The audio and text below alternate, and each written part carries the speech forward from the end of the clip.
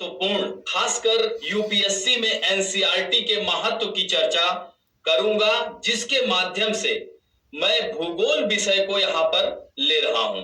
तो भूगोल विषय में आपको एनसीईआरटी क्लास 6 से लेकर के 12 तक की पढ़नी पड़ेगी, जो कि आपके परीक्षा के दृष्टिकोण से काफी लाभदायक सिद्ध होगा। अब यहाँ पर हमने क्लास 6 यानी जो देखा जाए तो कक्षा 6 की एनसीईआरटी हमने ली है। तो कक्षा 6 में है तो कक्षा 6 की बातें बहुत ही सामान्य बातें हैं, लेकिन ये आपके परीक्षा के दृष्टिकोण से काफी लाभदायक सिद्ध होती हैं। तो कक्षा 6 की जो एनसीईआरटी है, इसमें पहला टॉपिक है सौर मंडल में पृथ्वी। तो अब यहां पर सौर मंडल के बारे में हम लोग बात करेंगे। उल्का पिंड क्या होते हैं, सेलेस्टियल बॉडी यानी खगोलीय पिंड क्या है, सौर मंडल में ग्रहों की संख्या कितनी है, फिर पृथ्वी की स्थिति कहां है। तो इन सब टॉपिक इस चैप्टर में इन टॉपिक के बारे में हम चर्चा करेंगे। तो अब यहां पर आप देख सकते हैं, चूंकि ये एनसीईआरटी का है तो एक एक पॉइंट्स पर हम लोग इस पर विचार करेंगे। तो ये सूर्यास्त के बाद आप देख सकते हैं कि आपको देखना कितना अच्छा लगता है। आसमान में पहले एक दो चमकते बिंदु ही दिखाई देते हैं, लेकिन बाद में इनकी संख्या बढ़ती जाती है।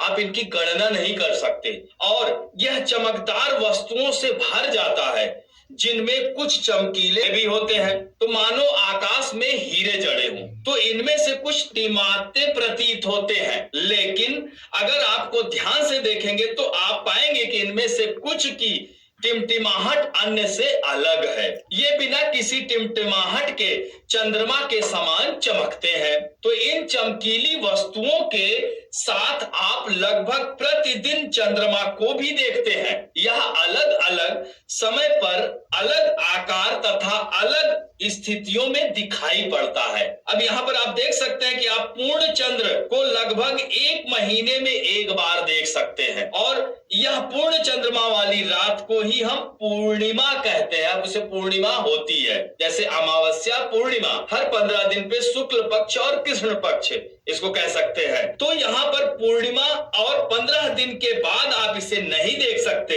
यह नए चंद्रमा की रात्रि यानी अमावस्या होती है। ऐसी रात में अगर आसमान साफ है तो आप आसमान का अवलोकन अच्छी तरह से कर सकते हैं। तो यहाँ पर आपने देखा कि महीने में दो प्रक्रियाएं होती हैं 15-15 दिन पे, पूर्णिमा और अमावस्या। अब हम बात करते हैं खगोलीय पिंड की।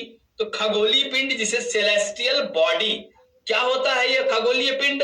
तो खगोलीय पिंड में आप देख सकते हैं कि सूर्य है, चंद्रमा है तथा वे सभी वस्तुएं जो रात के समय आसमान में चमकती हैं, खगोलीय पिंड कहलाती हैं। अब इन खगोलीय पिंड में देख सकते हैं आप कि कुछ खगोलीय पिंड बड़े आकार के होते हैं, गर्म होते हैं, ये गैसों से बने होते हैं, इनके पास अपनी ऊष्मा तथा प्रकाश होता है, वे बहुत बड़ी मात्रा में उत्सर्जित करते हैं। इन खगोलीय पिंडों को हम तारा कहते हैं, और सूर्य भी क्या है? एक तारा है। तो यहाँ पर आप देख सकते हैं, आज यहाँ पर तारों को, पहले इनकी तारों को देख करके हम लोग दिशा का ज्ञान करते थे। हमारे पुराने बड़े बुजुर्ग लोग देख करके दिशा बता देते थे कि ये उत्तर है, ये दक्षिण है। रात्रि का समय देखते थे। तो आइए देखते हैं कि रात के समय ये चमकते हुए अनगिनत सूर्य के समान ही है जो तारे हैं, लेकिन हमसे बहुत दूर होने के कारण।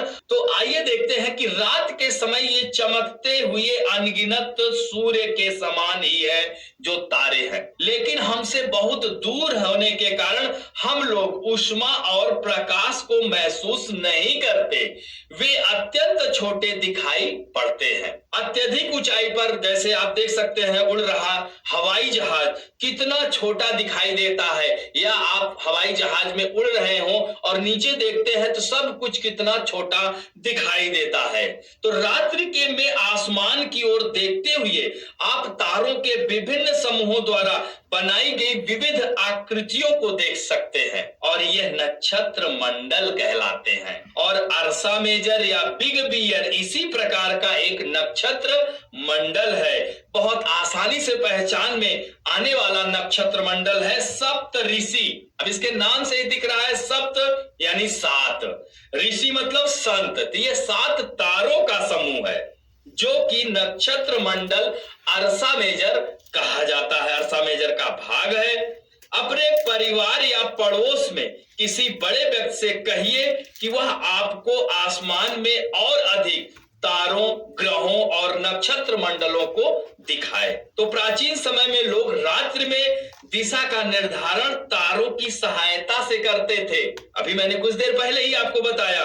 तो उत्तरी तारा उत्तर दिशा को बताता है, इसे ध्रुव तारा भी कहा जाता है। ये देख सकते हैं, ये बच्ची की आंख देख सकते हैं, यहां पर आप मैप में यहां देख सकते हैं। तो ये जो है दिख क्या रहा है, तो इसे ध्रुव तारा भी कहा जाता है। ये आसमान में हमेशा एक ही स्थान पर रहता है, हम सप्त ऋषि की सहायता से। यहां पर आप देख सकते हैं कि प्राचीन समय में लोग सप्त ऋषि की सहायता से ध्रुव तारा बताया। तो यहाँ आसमान में हमेशा एक ही स्थान रहता है, हम सप्त ऋषि की सहायता से ध्रुव तारे को स्थिति को जान सकते हैं, जैसा कि चित्र में मैंने दिखाया आपको। और यहाँ काल्पनिक रेखा खींची जाए व उसे आगे की ओर बढ़ाया जाए तो ध्रुव तारे को इंगित करेगी। तो आपने देखा इस चित्र में, यह चित्र में जो बच्ची देख रही है तो यह ध्रुव तारा, तो यह उत्तर की दिशा में आपको दिखाई देगा। अब हम बात करते हैं, जैसे यहाँ पर एक बॉक्स है, इन बॉक्सों पर जरूर आप लोग अपनी नजर रखिएगा। तो यहाँ पर देखिए कुछ रोचक तथ्य लिखा हुआ है कि बृहस्पति, शनि, यूरेनस के चारों ओर छल्ले हैं और ये छल्ले विभिन्न पदार्थों के असंख्य छोटे छोटे पिंडों से बनी पट्टियां हैं। पृथ्वी से इन छल्लों को शक्तिशाली दूरबीन की सहायता से देखा जा सकता है। तो याद रखना, एनसीईआरटी में ये छोटे छोटे बॉक्स में जो दी गई है खबरें काफी महत्वपूर्ण है आपके परीक्षा के दृष्टिकोण से। अब हम आते हैं, यहाँ पर आप देख सकते हैं कि यह चित्र दिया हुआ है सौर मंडल का। तो ये यहाँ पर सौर मंडल में अब आप देखिए कि सूर्य है, सूर्य के बाद बुध, शुक्र, पृथ्वी